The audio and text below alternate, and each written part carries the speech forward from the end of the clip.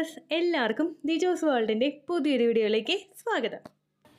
Ovulation കഴിഞ്ഞ് 2 ആഴ്ച സമയത്ത് നിങ്ങൾ ചെയ്യേണ്ടതും ചെയ്യാൻ പാടില്ലാത്തതുമായിട്ടുള്ള 10 കാര്യങ്ങളെ പറ്റിയിട്ടാണ് ഇന്നത്തെ വീഡിയോയിൽ സംസാരിക്കുന്നത് കേട്ടോ. ഒരുപാട് പേര് ചാനലിൽ ചോദിക്കുന്ന ഒരു കാര്യമാണ് എല്ലാം കൂടി ഉൾപ്പെടുത്തിക്കൊണ്ടുള്ള ഒരു വീഡിയോ ചെയ്യാനായിട്ട്. അതായത് നമ്മുടെ 2 വീക്സ് വെയിറ്റിംഗ് ടൈം ഉണ്ടല്ലോ ഓവുലേഷൻ കഴിഞ്ഞിട്ട്, ആ സമയത്ത് ശ്രദ്ധിക്കേണ്ട കാര്യങ്ങൾ. അപ്പോൾ നമുക്ക് വീഡിയോ സ്റ്റാർട്ട് ചെയ്യാം കേട്ടോ. ഓവുലേഷൻ കഴിഞ്ഞിട്ടുള്ള 2 ആഴ്ച സമയമാണ് നമ്മുടെ ലൂട്ടിയൽ ഫേസ് എന്ന് പറയുന്നത്. നമുക്ക് പ്രഗ്നൻസി ആകാനും അതുപോലെ ഇപ്പോൾ പീരിയഡ്സ് ആണെങ്കിലും നമുക്ക് ഉണ്ടാകുന്നത് ഓവുലേഷൻ കഴിഞ്ഞിട്ട് 2 വീക്സിനൊക്കെ ശേഷമായിരിക്കും. ഈ സമയത്ത് ശ്രദ്ധിക്കേണ്ട കാര്യങ്ങളിൽ ഏറ്റവും പ്രധാനപ്പെട്ടതെന്ന് പറയുന്നത് നമ്മൾ വിറ്റമിൻ മെഡിസിനുകൾ കൃത്യമായിട്ട് എടുക്കുക എന്നുള്ളതാണ്. ഒരുപാട് പേര് വിറ്റമിൻ മെഡിസിൻസ് എടുക്കാത്തവരുണ്ട്. നമ്മൾ എടുക്കേണ്ട വിറ്റമിൻസ് എന്ന് പറയുന്നത് മൾട്ടി വിറ്റമിൻ എടുക്കാം, അല്ലെങ്കിൽ അയണിന്റെ ഫോളിക് ആസിഡിന്റെ സപ്ലിമെന്റ് എടുക്കാം, അല്ലെങ്കിൽ വിറ്റമിൻ ഇയുടെ എടുക്കാം. അതോടൊപ്പം തന്നെ കാൽസ്യത്തിന്റെയും എടുക്കാനായിട്ട് ശ്രദ്ധിക്കാം. കുഞ്ഞിന്റെ വൈറ്റൽ ഡെവലപ്മെന്റിനും അതുപോലെ ഓവറോൾ നമ്മുടെ ശരീരത്തിലെ ബ്ലഡ് സർക്കുലേഷനൊക്കെ വർദ്ധിപ്പിക്കാനൊക്കെ വേണ്ടിയിട്ട് സഹായിക്കുന്നവയാണ് ഈ പ്രിനേറ്റൽ വിറ്റമിൻസ് എന്ന് പറയുന്നത്. ഇത് കൃത്യമായിട്ട് എടുക്കാത്തവർക്ക് നമ്മൾ പോലും അറിയാതെ തന്നെ കെമിക്കൽ പ്രഗ്നൻസി ഉണ്ടായി പോകുന്നതിനും അല്ലെങ്കിൽ ഏർലി സ്റ്റേജിൽ തന്നെ മിസ്കാരേജ് ഉണ്ടാകുന്നതിനും കാരണമാകുന്നു. പ്രിനേറ്റൽ വിറ്റമിൻസ് നമ്മൾ എപ്പോഴാണോ പ്രഗ്നൻസി ട്രൈ ചെയ്ത് തുടങ്ങുന്നത് അതിനേക്കാൾ ഒരു 3 മാസം മുൻപ് മുതൽ എടുക്കണമെന്നാണ് പറയുന്നത്. കാരണം ഇതിന്റെ ഡെഫിഷ്യൻസീസ് ശരീരത്തിൽ ഉണ്ടാവുകയാണെങ്കിൽ അണ്ടത്തിന് ക്വാളിറ്റി കുറവ് ഉണ്ടാവുന്നതിനും എൻഡോമെട്രിയൽ ലൈനിങ് കൃത്യമായിട്ട് വളരാതിരിക്കുന്നതിനുമൊക്കെ അത് കാരണമാവുന്നു. അതുപോലെ തന്നെ ഈ വിറ്റമിൻസ് ഒക്കെ പുരുഷനും എടുക്കുന്നത് നല്ലതാണ്. സെമന്റെ ഓവറോൾ ഡെവലപ്മെന്റിനും മോട്ടിലിറ്റി വർദ്ധിപ്പിക്കുന്നതിനും DNA ഫോർമേഷനും അതിന്റെ സ്ട്രക്ചർ കൃത്യമായിട്ട് വരുന്നതിനും ഒക്കെ ഈ വിറ്റമിൻസ് എടുക്കുന്നത് സഹായിക്കുന്നുണ്ട് കേട്ടോ. അപ്പോൾ ഓവുലേഷൻ കഴിഞ്ഞിട്ടുള്ള 2 ആഴ്ച സമയത്ത് നിങ്ങൾ വിറ്റമിൻസ് എടുക്കാനായിട്ട് ശ്രദ്ധിക്കുക. വിറ്റമിൻ എടുക്കണമെന്ന് പറയുന്നത് കൊണ്ട് മെഡിക്കൽ ഷോപ്പിൽ പോയി ഡയറക്റ്റ് ആയിട്ട് ആരും ഒരു മെഡിസിനും മേടിച്ച് കഴിക്കാതിരിക്കാം. നിങ്ങൾ അറ്റ്ലീസ്റ്റ് ഒരു ഡോക്ടറെ പോയി, ഇപ്പോൾ ഗൈനക്കോളജിസ്റ്റിനെ കാണാനായിട്ട് താല്പര്യമില്ലെങ്കിൽ നിങ്ങൾ പോയി ഒരു ഫിസിഷ്യനെ കണ്ടിട്ട് ഈ ഒരു മെഡിസിൻ എടുക്കുക. തൊട്ടടുത്തുള്ള ഫിസിഷ്യനെ കാണാൻ പോവുകയോ അല്ലെങ്കിൽ ഗവൺമെന്റ് ഹോസ്പിറ്റലിലാണെങ്കിൽ ഒരു ഫിസിഷ്യനെ പോയി കാണുകയോ, ഇൻ കേസ് നിങ്ങളുടെ അടുത്തൊരു ആശാ വർക്കർ ഉണ്ടെങ്കിൽ അവരെ സമീപിച്ച് പ്രഗ്നന്റ് ആകാനായിട്ട് നോക്കുന്നുണ്ട്, അതിനനുസരിച്ചുള്ള വിറ്റമിൻ മെഡിസിൻ തരാമോ എന്ന് ചോദിച്ചു കഴിഞ്ഞാൽ അവർ നിങ്ങൾക്ക് കൃത്യമായിട്ട് എത്തിച്ചു തരുന്നതാണ്. ഇങ്ങനെയും നിങ്ങൾ മെഡിസിൻ എടുക്കാനായിട്ട് ശ്രദ്ധിക്കുക. കാരണം നിങ്ങൾ പ്രഗ്നന്റ് ആകുന്ന ഒരു സ്ത്രീക്ക് വേണ്ട ഒരു ഡോസേജ് ഉണ്ട്. ആ ഡോസേജിലും അതുപോലെ തന്നെ എത്ര ന്യൂട്രിയൻസ് നിങ്ങൾക്ക് വേണം എന്നുള്ളതും ഒരു ഡോക്ടർക്കായിരിക്കും കൃത്യമായിട്ട് അറിയാവുന്നത്. എത്ര mg വേണമെന്നുള്ള കണക്കൊക്കെ ഒരു ഡോക്ടർക്കായിരിക്കും അറിയാവുന്നത്. അപ്പൊ അതുകൊണ്ട് അങ്ങനെ മാത്രം നിങ്ങൾ മെഡിസിൻ എടുക്കാനായിട്ട് ശ്രദ്ധിക്കുക കേട്ടോ. ഇൻ കേസ് നിങ്ങളുടെ കയ്യിൽ ഒരു ഡോക്ടറുടെ പ്രിസ്ക്രിപ്ഷൻ ഉണ്ടെങ്കിൽ ആ പ്രിസ്ക്രിപ്ഷൻ ഉപയോഗിച്ച് നിങ്ങൾക്ക് മെഡിസിൻ മേടിച്ച് കഴിക്കാവുന്നതാണ്. ഇപ്പോൾ ഒരുപാട് നാളുകളായിട്ട് കഴിച്ചിട്ട് നിർത്തിയവരുണ്ട്. പിന്നെ അഗൈൻ പ്രഗ്നൻസി സ്റ്റാർട്ട് ചെയ്ത് തുടങ്ങുമ്പോഴേക്കും നിങ്ങൾക്ക് ആ വിറ്റമിൻസ് എടുക്കാനായിട്ട് സാധിക്കും കേട്ടോ. ഈ കേസ് ശരിക്കും വരുന്നത് ഹസ്ബൻഡ് ഗൾഫിലോട്ട് പോയിട്ടുള്ള സ്ത്രീകൾക്കാണ്. ആ സമയത്ത് ട്രൈ ചെയ്തിട്ട് പ്രഗ്നന്റ് ആയിട്ടില്ല എങ്കിൽ നിങ്ങൾക്ക് ആ പ്രിസ്ക്രിപ്ഷൻ കയ്യിലുണ്ടെങ്കിൽ അത് കാണിച്ച് ഹസ്ബൻഡ് വരുന്നതിന് ഒരു 3 മാസം മുൻപൊക്കെ ട്രൈ ചെയ്യുന്നത് നല്ലതായിരിക്കും കേട്ടോ. അടുത്തതായിട്ട് നിങ്ങൾ ശ്രദ്ധിക്കേണ്ട കാര്യം, ഓവുലേഷൻ കഴിഞ്ഞിട്ട് 2 ആഴ്ച സമയത്ത് നിങ്ങൾക്ക് എത്രത്തോളം മനസ്സിനെ ഹാപ്പി ആയിട്ട് വെക്കാൻ പറ്റുമോ അത്രത്തോളം നിങ്ങൾ വെക്കുക. ഓരോ സന്തോഷമുള്ള കാര്യങ്ങൾ തേടി നിങ്ങൾ ഇങ്ങനെ നടക്കുക. അല്ലാതെ നിങ്ങളെ നെഗറ്റീവ് ആക്കുന്ന തരത്തിലുള്ള ഒരു കാര്യങ്ങളും നിങ്ങൾ ചിന്തിക്കാതിരിക്കുക. ഒരുപാട് പേരുണ്ട് ഫ്രണ്ട്സായിട്ട് ഓരോ കാര്യങ്ങൾ ഷെയർ ചെയ്തിട്ട് പറയുന്ന ഒരുപാട് പേരുണ്ട്. കഴിഞ്ഞ ദിവസം കൂടി ചാനലിൽ വായിച്ചിട്ടുണ്ടായുള്ളൂ. ആ കുട്ടിക്ക് പ്രഗ്നൻസി പോസിറ്റീവ് ആയിരുന്നു, സ്കാനും ചെയ്തു, ഡോക്ടർ കുഴപ്പമില്ലെന്ന് പറഞ്ഞു. പക്ഷെ ഏതോ ഒരു ഫ്രണ്ട് പറഞ്ഞു കൊടുത്തൊരു നല്ലൊരു ഇൻഫർമേഷൻ അല്ലാത്ത കാര്യം മനസ്സിലിട്ട് ആലോചിച്ച് കുഴപ്പിച്ചുകൊണ്ടിരിക്കുക.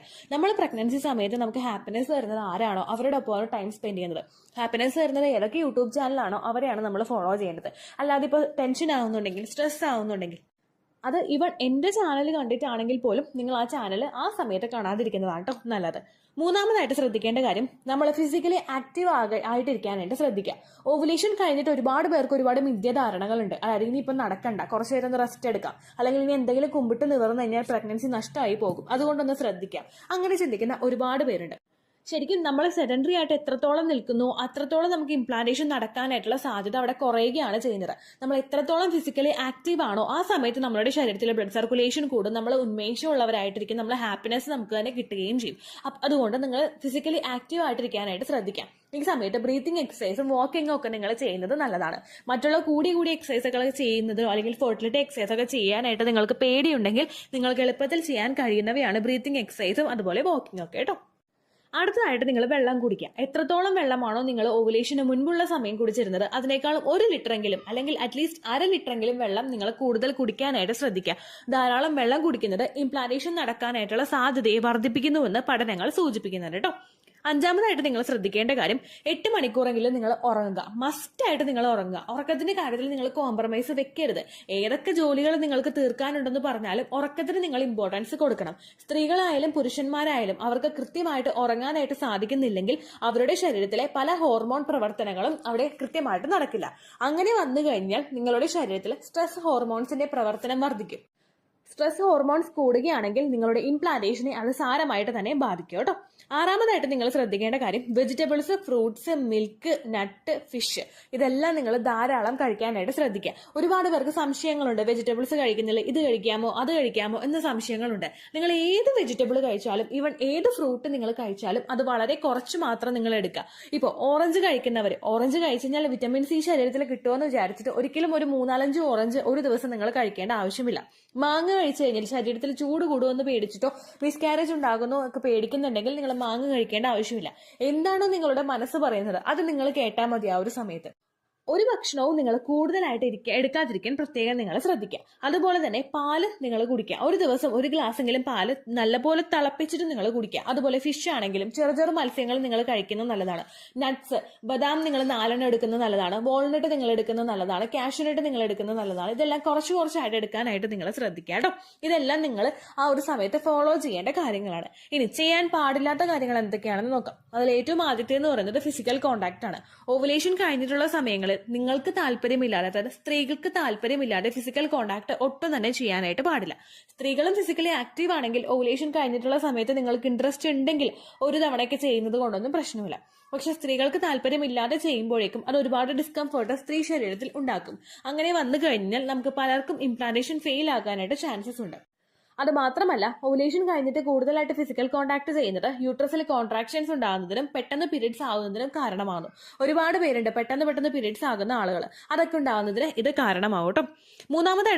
അടുത്തായിട്ട് നിങ്ങൾ ശ്രദ്ധിക്കേണ്ട കാര്യം ഔട്ട്സൈഡ് ഫുഡ് കഴിക്കാതിരിക്കുക. പാക്കറ്റിൽ വരുന്ന ചെറു എണ്ണയിൽ വറുത്ത പലഹാരങ്ങളാണെങ്കിൽ കൂടി തന്നെയും ഓവുലേഷൻ കഴിഞ്ഞിട്ടുള്ള സമയങ്ങളിൽ നിങ്ങൾ എടുക്കാതിരിക്കുക.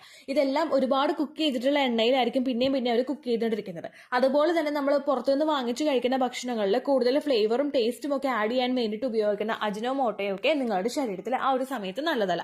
അതുകൊണ്ട് നിങ്ങൾ ആ ഭക്ഷണം കഴിക്കുന്നത് പൂർണ്ണമായിട്ടും അവോയ്ഡ് ചെയ്യാനായിട്ട് ശ്രദ്ധിക്കുക.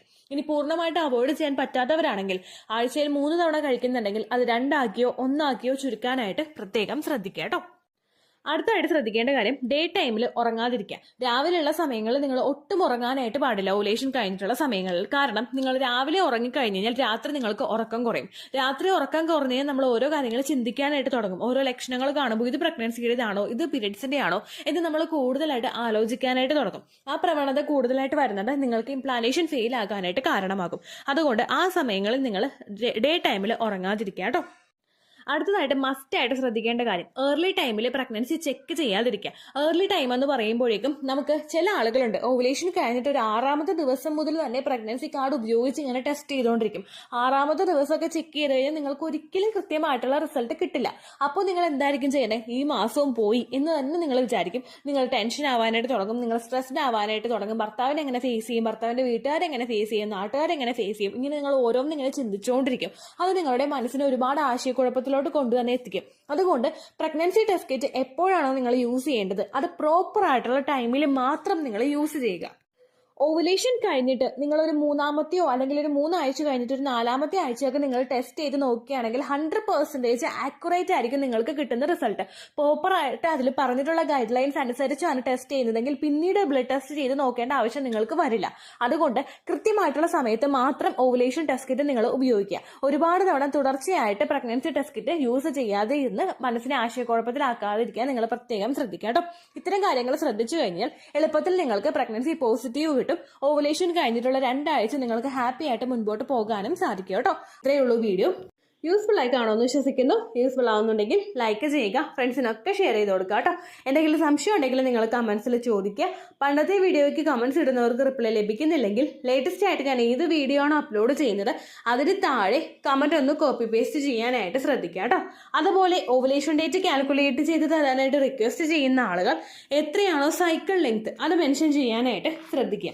സൈക്കിൾ ലെങ്ത് എന്നതുകൊണ്ട് ഉദ്ദേശിച്ചത് ഓരോ മാസവും എത്ര ദിവസം കൂടുമ്പോഴാണോ ബ്ലീഡിങ് വരുന്നത് അതാണ് സൈക്കിൾ ലെങ്ത്.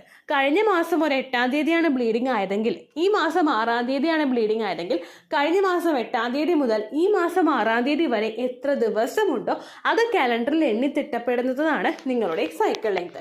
സൈക്കിൾ ലെങ്ത് നമ്മൾ കൃത്യമായിട്ട് കാൽക്കുലേറ്റ് ചെയ്യുകയാണെങ്കിൽ ഓവുലേഷൻ ഡേറ്റ് എളുപ്പത്തിൽ കണ്ടുപിടിക്കാൻ വേണ്ടിയിട്ട് ഒരുപാട് ആപ്ലിക്കേഷൻസും ഒരുപാട് ഓൺലൈൻ ആയിട്ടുള്ള വെബ്സൈറ്റുകളും ഇന്ന് നമുക്ക് അവൈലബിൾ ആണ്.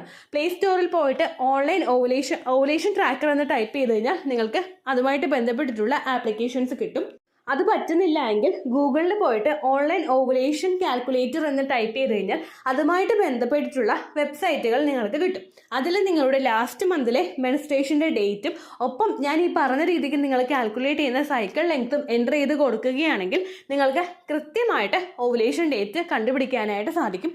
ഫെർട്ടൈൽ ടൈം പീരീഡും നിങ്ങൾക്ക് കിട്ടും. അതായത് എത്ര ദിവസം മുതൽ കോൺടാക്ട് ചെയ്ത് തുടങ്ങിക്കഴിഞ്ഞാൽ നിങ്ങൾ പ്രഗ്നൻ്റ് ആകും എന്നുള്ളൊരു ഡേറ്റും നിങ്ങൾക്ക് പ്രോപ്പറായിട്ട് കിട്ടും കേട്ടോ. ഇത് കാൽക്കുലേറ്റ് ചെയ്യുന്ന സമയത്ത് സൈക്കിൾ ലെങ്ത് കാൽക്കുലേറ്റ് ചെയ്യുന്ന സമയത്ത് നിങ്ങളുടെ ആ ഒരു കലണ്ടറിൽ നോക്കി തന്നെ നിങ്ങൾ കാൽക്കുലേറ്റ് ചെയ്യുക. പല മാസങ്ങളിലും 30-31 ദിവസമുണ്ട്, അതുകൊണ്ടാണ് അങ്ങനെ പറഞ്ഞത്. ഒപ്പം നിങ്ങൾക്ക് ബ്ലീഡിങ് തുടങ്ങിയ ദിവസത്തിന് വേണം നിങ്ങൾ ഡേ 1 ആയിട്ട് എടുക്കാൻ വേണ്ടിയിട്ട്. സ്പോട്ടിങ് തുടങ്ങിയ ദിവസത്തിനെ, അതായത് ചെറുതായിട്ട് ഡിസ്ചാർജ് പോയി തുടങ്ങിയ ദിവസത്തിനെ നിങ്ങൾ കൺസിഡർ ചെയ്യേണ്ട ആവശ്യം ഇല്ല കേട്ടോ. അപ്പോൾ ഇത്രയേ ഉള്ളൂ വീഡിയോ. അടുത്തൊരു വീഡിയോ ആയിട്ട് നമുക്ക് വീണ്ടും കാണാം. ബൈ.